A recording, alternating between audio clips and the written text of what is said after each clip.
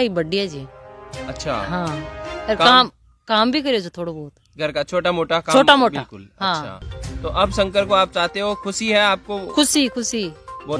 अच्छा अच्छा। फटता और फिर मैं करता काम करे तो फिर आठ फटवा बैठ जाता जाए मैं करता भाई सात घड़ी फट ले भाई। हाँ, पढ़ते हुए को हम डिस्टर्ब नहीं करेंगे, ज्यादा काम उनसे नहीं करवाया, बहुत अच्छी बात है। हालांकि जो श्री श्याम बाल सीनियर सेकेंडरी स्कूल है बिलांदरपुर में, उनके प्राचार्य प्रिंसिपल सर भी यहाँ मौजूद हैं, उनसे भी हम बात करते हैं। क्या आपको ये उम्मीद थी पहले से ही कि शंकर हमें एक अच्छे नाम टॉपर रहेगा और इतने अंक प्राप्त कर पाएगा? जी, सबसे पहले तो आपका न्यू राजस्थान जो चैनल है उसका आप हार्दिक बधाई। जो आप यहाँ पे शंकर लाल यादव के जो हमारी स्कूल का टॉपर है, पूरे राजस्थान का टॉपर है, उसके घर पर आकर इसका जो इंटरव्यू लिया है उसके लिए आपको बहुत बहुत धन्यवाद। अब मैं नमस्कार, मैं पुष्कर सिंह सामोता, आप देख रहे हैं न्यू राजस्थान 24 के डिजिटल प्लेटफॉर्म पर। आज हम मिलते हैं ऐसे ग्रामीण परिवेश में एक ऐसे होनहार विद्यार्थी से जिन्होंने अपने रिजल्ट के साथ साथ अपने परिवार, अपने गांव और अपने स्कूल का और रिश्तेदारों का नाम रोशन किया है। एक सामान्य से परिवार के गुदड़ी के लाल शंकर लाल जो लेसवा की रानी खेजरोली के हैं, इन्होंने राजस्थान माध्यमिक शिक्षा बोर्ड में 10वीं कक्षा के परिणाम में तीसरा स्थान प्राप्त किया है। जानते हैं उनका परिचय और रूबरू क्या होते हैं, उनसे बातचीत करते हैं किस तरह से उन्हें तैयारी की और किसको ये श्रेय देते हैं। तो सबसे पहले मैं आपका नाम जानना चाहता हूं बेटा। बहुत बहुत पहले तो आपको बधाई, आप अपना परिचय दीजिए। मेरा नाम शंकर लाल यादव है। मैंने अभी 10th बोर्ड में 99.33 अंक प्राप्त किए हैं। भाई 99.33 अंक प्राप्त करना बहुत बड़ा एक रिजल्ट है और राज्य स्तर पर तीसरा स्थान प्राप्त करना यह भी अपने आप में बहुत बड़ी उपलब्धि है। तो ढेर सारी बधाई देते हैं और ऐसे गुरुजनों को भी हम बधाई देते हैं जिन्होंने इतना मार्गदर्शन दिया, बहुत अच्छा प्रयास रहा। दूसरा, आप किस तरह से पढ़ते थे, इतना अंक आपको मिला, तो उस समय आपको ऐसा लग रहा था कि ये कम है या ज्यादा है, या कैसे लगते हैं? आपने अच्छे मार्क्स किए, बहुत अच्छे मार्क्स प्राप्त किए। आप कितने घंटे पढ़ते थे?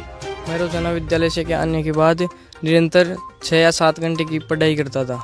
मतलब 6 घंटे तो स्कूल में पढ़ते थे, 6 और 7 घंटे यहाँ पर, 12-13 घंटे हो गए टोटल मिला के। ठीक है।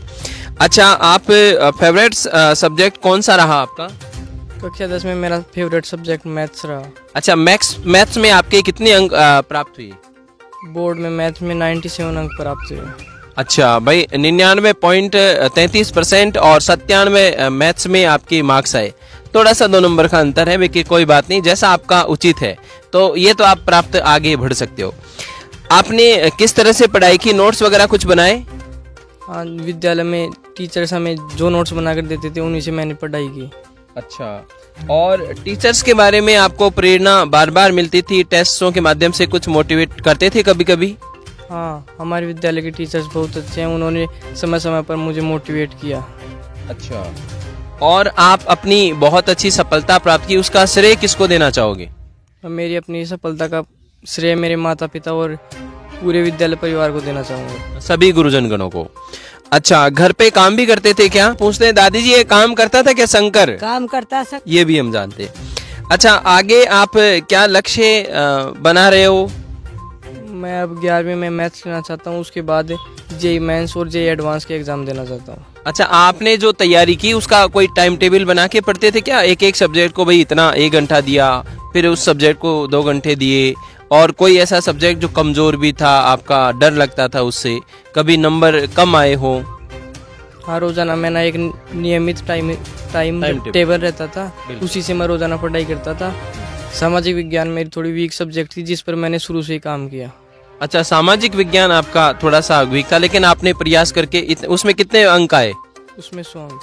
100 अंक, अरे वेरी गुड। जितना स्ट्रेटजी बनाई और उतना मेहनत किया तो उसमें आपने बहुत अच्छे अंक प्राप्त किए।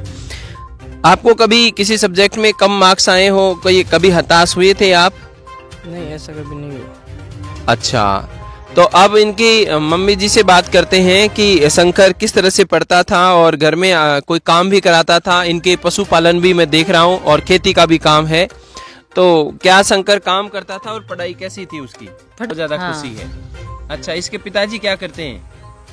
खेती को काम ही करें, खेती का काम करते हैं। देखो भाई, ये छोटा सा ऐसा गांव है खेजरोली का, आपने नाम सुना हो, लेसवाओं की डानी। तो यहाँ के हैं और पवन जी इनके पिताजी अभी मौजूद नहीं है, लेकिन वो खेती का ही काम करते हैं, किसी कारणवश वो बाहर गए हुए हैं। अब इनके जो विद्याशंकर के बारे में 2 शब्द कहना चाहूँगा आपको कि जो शंकरलाल यादव है वो स्कूल का सबसे टॉप होनहार विद्यार्थी था।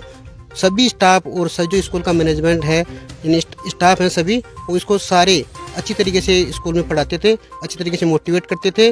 और घर पर भी इसको हम बार बार इसके जो पेरेंट्स हैं उनको हम कॉल करते थे, रूबरू होते थे, रूबरू होकर के उनसे जो डिटेल लेते थे, शंकर पढ़ रहा है नहीं पढ़ रहा है, कितने घंटे पढ़ता है।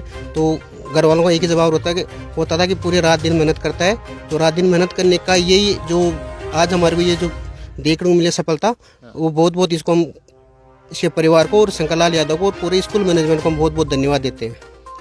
बिल्कुल सर, आपने बहुत अच्छी बातें बताई। और सामान्य से एक स्कूल और सामान्य से परिवार में राज्य स्तर पर ये उपलब्धि प्राप्त करना तो बहुत बड़ा अचीवमेंट है, और आगे हम इनके उज्जवल भविष्य की क्या करते हैं, कामना करते हैं। धन्यवाद साथियों। की भूमि श्री श्याम बाल सीनियर सेकेंडरी स्कूल बिलांदरपुर, जहां शिक्षा सिर्फ किताबों तक सीमित नहीं बल्कि जीवन मूल्यों और कर्मयोग की प्रेरणा बन जाती है।